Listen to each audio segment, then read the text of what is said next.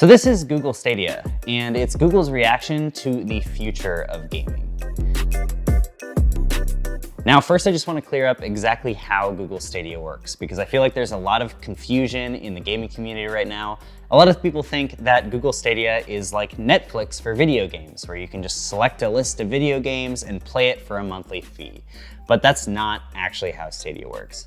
Stadia, unlike Microsoft's Project xCloud, is something in which you basically pay for games at full price, and then it renders the games on their servers and pulls down the data to you.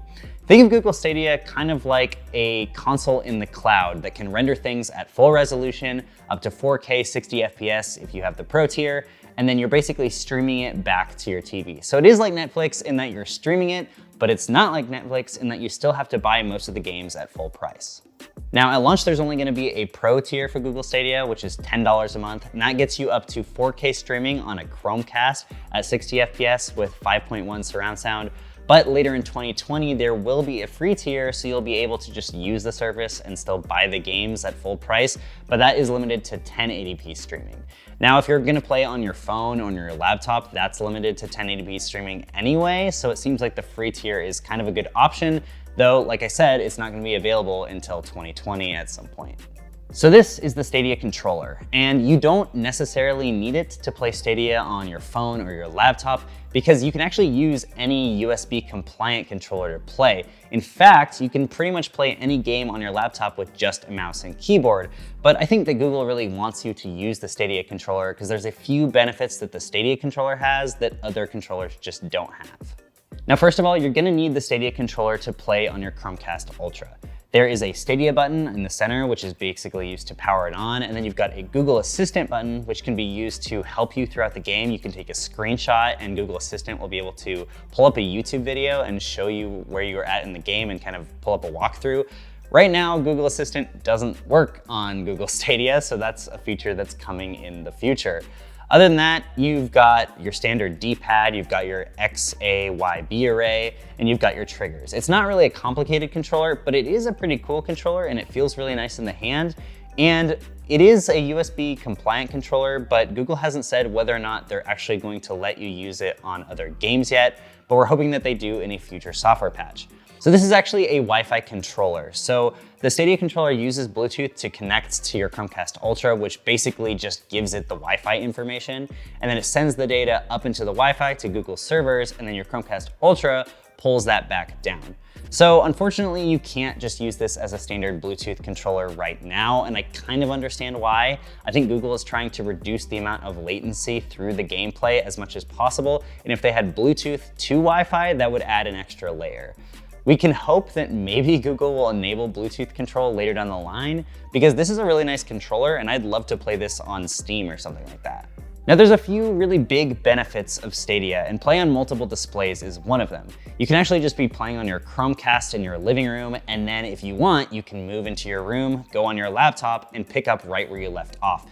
Because the games are basically being rendered on Google servers, you don't actually have to use any of your own hardware, and the save state or the state you're at in the game is in Google's server. So when you pull it up on your computer, you're exactly where you left off on your Chromecast. So right now we're playing on a Chromecast Ultra, and I also have Stadia open on my Pixelbook.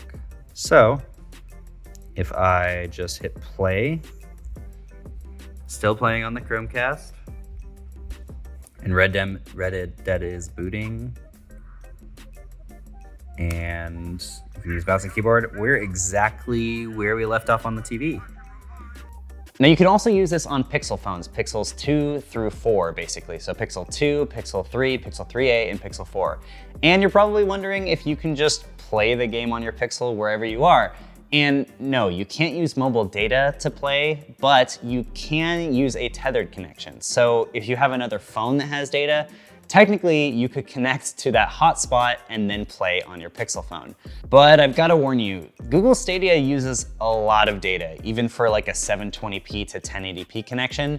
I was getting about 2.5 to 3 megabytes per second of download.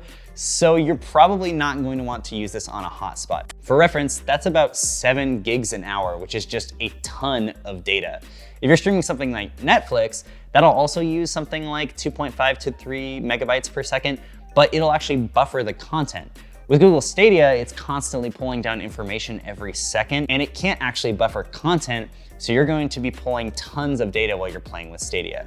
Now, this is kind of a problem because over here on the West Coast, Comcast has a data cap of 1,000 gigabytes per month. And yeah, that seems like a lot, and you'd have to play a lot of Stadia to use this much. But for reference, if you were to play Stadia for 3 hours a day, for example, and you played every single day of the month, that's over 600 gigabytes that you're using for the full month. And that doesn't include anything else that you're doing on your internet connection, so be prepared to use a lot of data for Stadia. But there are a lot of benefits to cloud gaming. For example, you can just be playing on your Chromecast and then shift over to your laptop if you want to. You can go to your dentist office and bring your Chromebook, and suddenly you're playing Destiny 2 on your Chromebook while you're waiting for your appointment. If you're not paying for that data, this is pretty cool because you're actually rendering all that information in the cloud and pulling it down to you.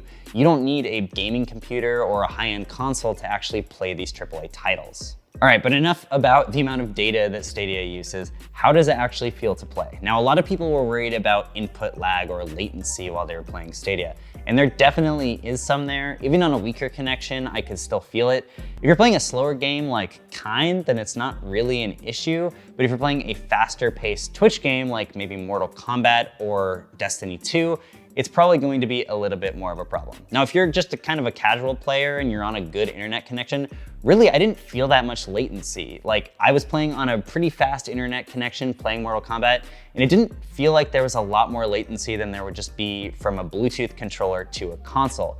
Now, if you're a more hardcore player and you play competitively, that's probably going to be more of an issue, and I can't see hardcore players transferring to Stadia anytime soon.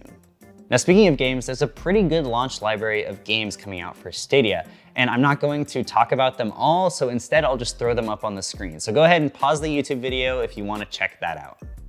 Now, if you do want to play on your phone, Google's going to be selling this clip that clips to the front of the Google Stadia controller. It's not the greatest quality, but I mean, it works, and they're going to be selling it on the Google Store. Now, currently, you do have to use a USB-C to USB-C cable to connect the Stadia controller to either your phone or to a laptop. And that's a little bit annoying because it would be nice if you could just use Bluetooth, but I'm assuming that Google wants to continue with this Wi-Fi thing and send inputs directly from the controller to the internet. So for now, they're only allowing a direct connection. Now, the controller also has a headset and mic jack, so you can plug in a regular gaming headset and you can do voice chat, and Google Stadia has voice chat built in. Another feature that they want to come in the future is if you're live streaming directly through Stadia, other people who are watching you are able to drop into your save state and play from exactly where you are. And that's a pretty cool feature, but right now it's also not available. So there's just kind of a few features that Google is kind of headlining for Stadia, but they're not available yet, so we can't exactly review them. So is Google Stadia worth it? Well, I think that depends on two things. One, the stability of your internet connection, and two, how much data you're willing to use in a given month. Now, I think the concept is amazing. Game streaming is really cool because if you're playing a game like Red Dead Redemption 2 or Cyberpunk 2077, which are really, really difficult to run and you need either a really good gaming computer or a console to play, it's awesome that you can just have someone else render that and you can just pull down the data. And you could play on a Chromebook, you could play on a Windows laptop, on a MacBook, you could play on your phone, you can play on your TV. It's pretty amazing that you can play on pretty much any screen. Now, other manufacturers clearly also understand that game streaming is kind of the future of gaming. And so there's other things like Microsoft's Project xCloud, which pretty much is a Netflix for gaming. You pay a monthly fee and you can play any of their titles from the cloud. They get rendered in the cloud and you can play them on multiple different devices. But Google Stadia is more just trying to be that console gaming computer in the cloud that you can play on your TV, on your Pixelbook, or on your phone. Now, it does kind of suck that you have to buy these games at full retail value. Now, if you do have the Stadia Pro tier, you are going to get a couple of free games every month through Google, and there's going to be exclusive prices for certain games at different variables of time. So there will be sales and stuff. It's just contained within the Stadia ecosystem. So Google Stadia is really, really cool. There are a ton of benefits for it if you're willing to put up with the extremely high data usage and the fact that you need a really good internet connection for it to work properly. Now, of course, Project xCloud and other game streaming services are also going to use a lot of data. So if you think that game streaming is the future, you really have to consider the fact that you need a lot of data and a fast internet connection for this all to work. But if those are things that you can put up with and live with, then game streaming is a really amazing service.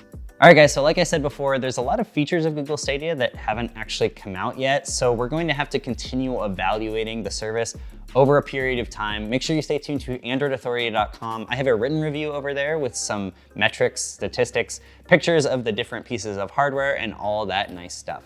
So until next time, I'll catch you in the next video.